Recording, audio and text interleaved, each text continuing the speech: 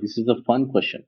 So this is one of those kinds of questions where the answer is inside the question, if you can find it. Question, if we assume the number as x, it says that x square is basically 20 times greater than the number itself. 20 times greater than the number itself. That is 20x plus x, which is 21x. Where x equal to 21. So the square of that number x square is 441.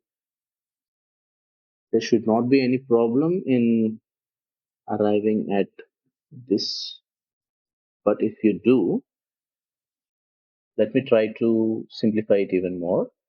So a certain number is 2000% greater than the number itself. That means it's 2000 plus 100% of that number. That is, it's 2100% of that number, which is 21 times of that number. Sorry, this should be x squared.